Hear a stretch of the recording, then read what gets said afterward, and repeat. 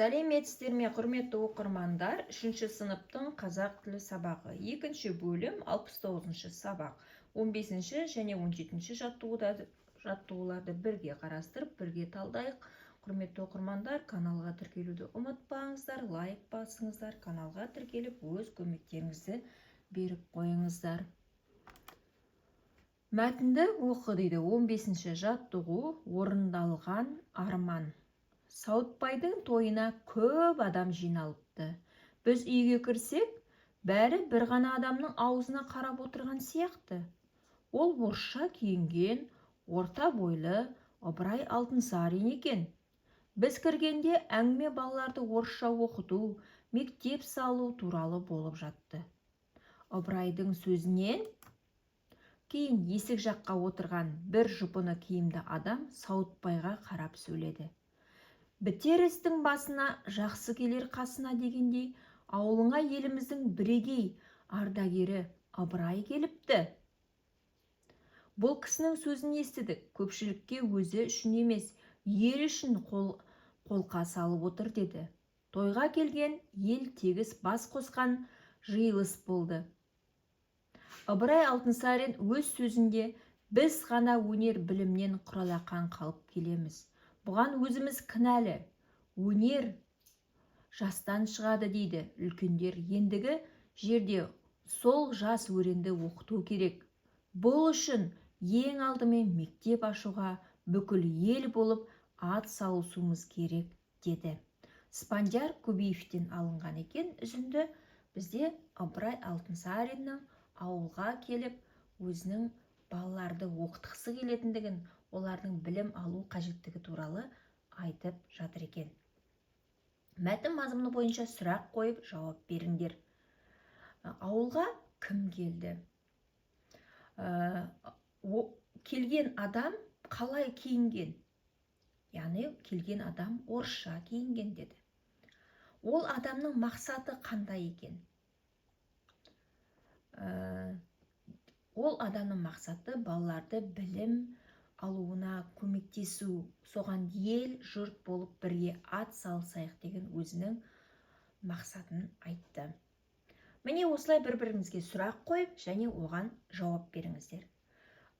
Ыбырай өнер, білім туралы не айтты? Ойыңмен бөліс. Яғни, Ыбырай атамыз ол өнердің қажеттігін, білімді жастарды шығару керек екенімізді. Басқа елдерге қарағанда біздер өнер білімнен артта келе жатырғандығымызды айтты. Соған байланысты біздер білімді үйренуіміз керек, білімді жастарды шығаруымыз керек деп өз ойын айтқан еді. Мәтіннен зат есімдер тауып талдау жаса. Сауытбайдың, бұл жерде зат есім, дың деген жалғау. Адам, зат есім, үйге. Бұл жерде зат есім, ге деген жалғау. Ыбырай Алтынсарин, зат есім, және Ыбырай Алтынсарин жалғыз есім. Сауытбайда жалғыз есімге жатады. Балаларды, балалар, түбірі балалар деген көптік жалғау, ды тағы да жалғау жалғанып тұр. Мектеп, зат есім, Ыбырайдың зат есім және дың деген жалғауы бар. Сауытбайға, түбірі Сауытбай, ға деген жалғау. Ардагері, ардагер түбірі зат есім, жалғау жалғанып тұр. Ел, зат есім, тойға зат есім, ға деген жалғау жалғанып тұр екен. Мәтіндегі нақыл сөздер тауып жаз. Осы нақыл сөздерден қандай ой түйдің дейді. Бітер істің басына жақсы келер қасына. Яғни бұл жақсы істің басталуына келіп тұрған жақсы адам Ыбырай Алтынсарин еді. Ендеше бітер іс деп тұрғаны бұл жерде балаларды білім ғылымға үйретуге, соларды алға қарай ұмтылдыруға бір істі бастағысы келіп тұр. Және ол істі бастау үшін жақсы ниеттегі адам келіп тұр екен. Өнер жастан шығады. Яғни өнер жастан. Адамдар үлкейеді, қартаяды да. Сондықтан жастардың өнерге баулу керек, білімге үйрету керек. Болашақ сол жастарды екендігін түсіндіріп жатыр екен. Өнердің барлығы кішірек жастардан шыға бастайды екен. Ендеше өнерді дәріптеуіміз керек. Оны қолдауымыз керек. Оларға біз қолдау білдіруіміз қажет екен. Келесі жұмбақ өлеңді оқып шешуін тап өнерлі балалар. Қанат Марат екеуі қамшы өре алады. Таң атталап екеуі тамаша ән салады. Самат Сағат екеуі төгілтіп күй шертеді. Бабақ Барақ екеуі біледі көп ертегі. Ахат Марат екеуі ат үйретіп жүреді. Жанат Манат екеуі киім кешек тігеді. Балаларды өнерлі есептеп көр сен енді.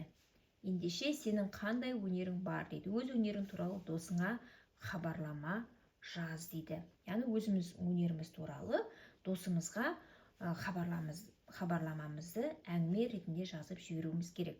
Өз достарының өнері туралы айтып бер.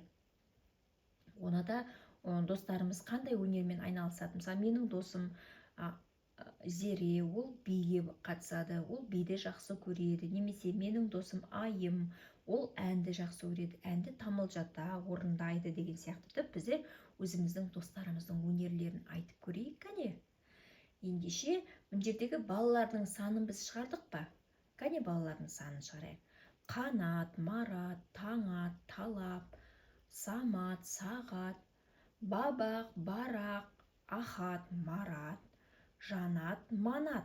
Ендеше балаларды өнерлі есептеп көр сен енді дейді. Неше бала шықты сонда? Бізде 12 баланың атын атаған екен. Ендеше Сұлтанғалиевтің өлеңіндегі біздер өнерлі балалардың санын есептедік. 12 бала бар екен. Жақсы, ендеше өз өнеріміз туралы айт деген, өз өнеріміз туралы айтып берейік, кәне. Өнер өнегелі, ақылды адамдарды тәрбиелейтін құрал. Мен би өнерімен айналысамын. Мектепте би үйірмесіне қатысамын. Би адамның мінез құлқын, ішкі жан дүниесін, әрекетін көрсететін таза ырғақтың көрінісі. Би саз ырғағымен түрлі қозғалыстар жасап орындалады. Денсаулыққа пайдалы өнердің бірі. Сіздерге де бимен шұғылдануға кеңес беремін. Яғни өзі қандай бимен айналысады, сол өнерге байланысты бізді кеңесін беріп берген, пайдалы жағын айтқан бұл жерде. Сол сияқты ән айтатын болсақ, ән айтатындығыңызды, немесе басқа да бір қамшы жасайсыз ба, бір өнермен айналысасыз ба, сол туралы айтып жазып бере қойыңыздар. Келесі 17-ші жаттығуда бізде берілген сөздерді оқы, оларға сұрақ қой дейді. Күй не? Әнші кім? Дос кім? Өнерпаз кім? Бала кім? Ендеше берілген зат есімдерді көпше түрге айналдырып жаз дейді. Өзің бірнеше мысал келтір дейді. Күйлер, әншілер, достар, өнерпаздар, балалар, кеншілер, суретшілер, бишілер, әншілер, әжелер, көршілер, дәптерлер, қаламдар, мектептер, аналар деп көпше түрге айналдыруға болады. Яғни лар, лер, дар дер жалғауларын жалғау арқылы біз көпше түрге айналдырдық. Құрметті оқырмандар, назарларыңызға рахмет. Сіздерге осы жаттығулар түсінікті әрі нақты болды деп есептеймін. Каналға тіркелуді ұмытпаңыздар, лайк басыңыздар, каналға тіркеліп өз көмектеріңізді беріп қойыңыздар. Келесі уақытта кездескенше сау болыңыздар.